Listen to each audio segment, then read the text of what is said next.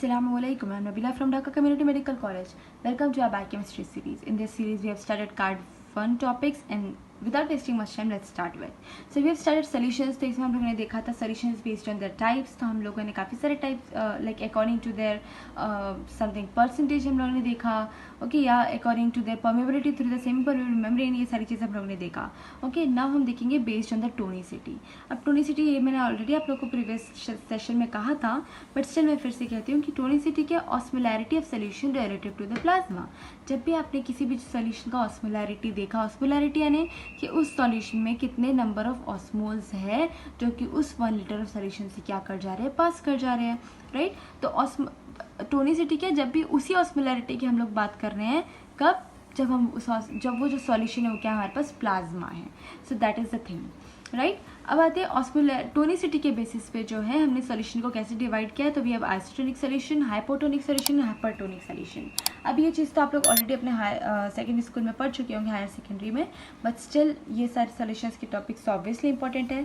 सो देखिए, isotonic solution यानी कि ऑब्वियसली हम प्लाज्मा के सेंस में देख रहे हैं, तो solution having tonicity same as that of solution ही, सॉरी यहाँ पर प्लाज्मा होना चाहिए.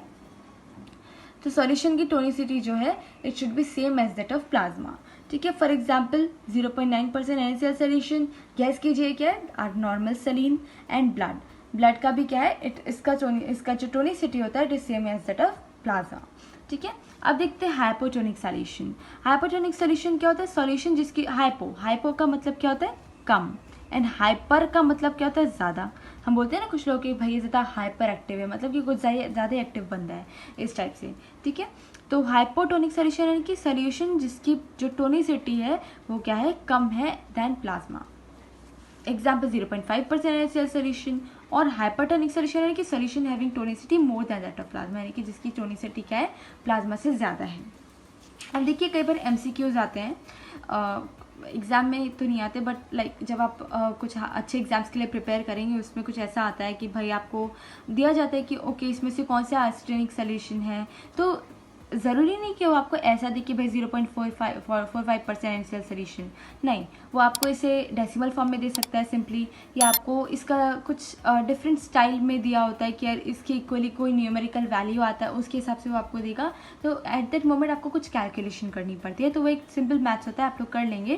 तो it's just a rough idea कि यही एग्जाम्पल वहाँ पर मिलेंगे, ये ज़रूरी नहीं है, आई एम जस्ट टेलिंग आपको. ओके. और हाइपरटोनिक सॉल्यूशन का एग्जांपल है 3% NaCl सॉल्यूशन.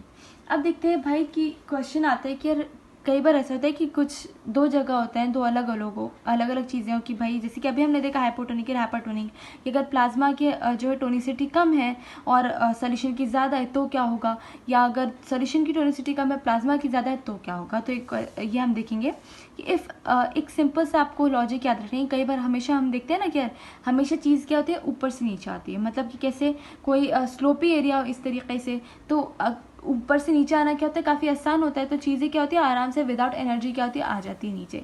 बट जब बात आती है कि भाई नीचे से ऊपर जाना है, तो नीचे से ऊपर जाने में क्या हो रहा है कि चीज़ों का एनर्जी लगती है, एक्स्ट्रा एक्सपेंडिचर लगता है. ठीक है. अलग से काम करना होता है उन्हें, तो that's pretty much difficult. But यहाँ पर सोच लीजिए आप, इसका बिल्कुल अपोजिट है भाई, इन्हें नीचे से ऊपर जाना है.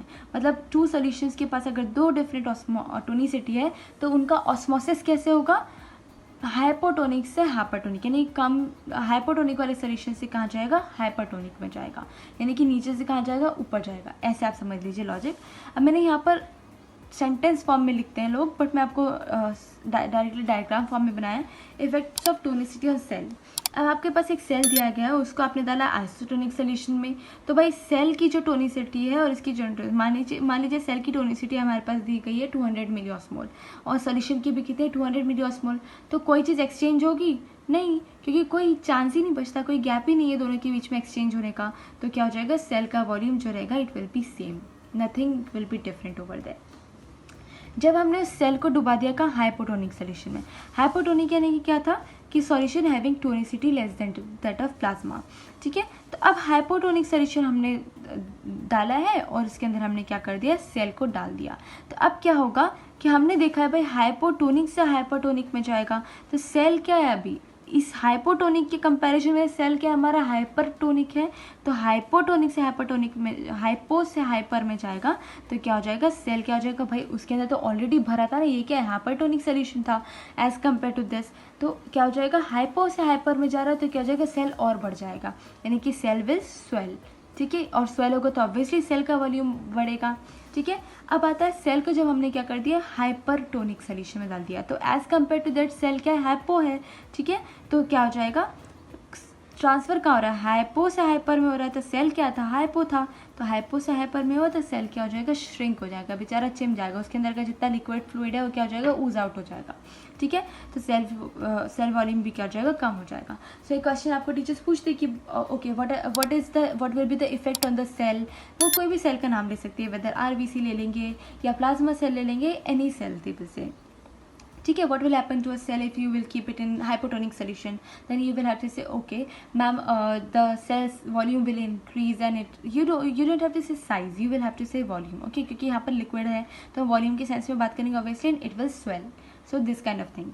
अभी क्लिनिकल इंपॉर्टेंस आता है जो कि मैंने यहाँ पर मेंशन नहीं किया है, आप लोग को जाना जरूरी है वो चीज़, दैट इज अगर इंट्रावेनस इंजेक्शन दिया जाता है, ठीक है, अगर आपके वेन्स में जब इंजेक्शन देते हैं तो अगर जो है जो इंट्रावेनस इंजेक्शन जो है अगर आपको हाइपोटोनिक फ्लूइड का दिया जाए तो क्या होता है कि हाइपोटोनिक फ्लूइड का दिया जा रहा है तो जो है ECF की जो आपका जो एक्स्ट्रा सेलुलर फ्लूइड की जो टोनिसिटी क्या हो जाती है कम हो जाती है, और उसके जिससे क्या होता है सेल जो होते हैं ना आपकी बॉडी के वो क्या हो जाते हैं फूलने लग जाते हैं, ठीक है। अगर बहुत ज़्यादा दे दिया जाए इंजेक्शन का डोज वगैरह तो इससे क्या हो जाता है सेल खुद ज़्यादा ही फूल जाते हैं, इडेमा हो सकता है यानी कि बॉडी स्वेलअप हो सकती है, ठीक है, और अगर बहुत ज़्यादा इडेमा हो गया तो बंदा कोमा हो सकता है, डेथ हो सकती है।